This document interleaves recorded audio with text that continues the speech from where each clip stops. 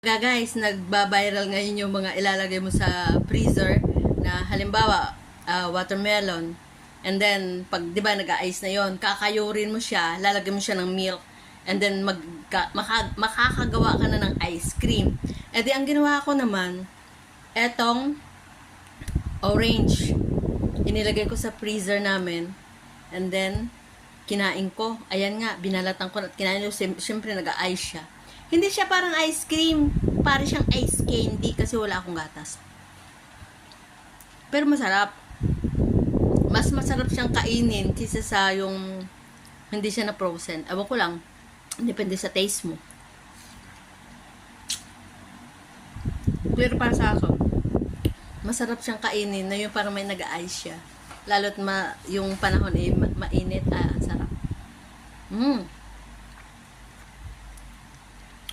Hindi siya maasim, na ano lang ako sa lamig.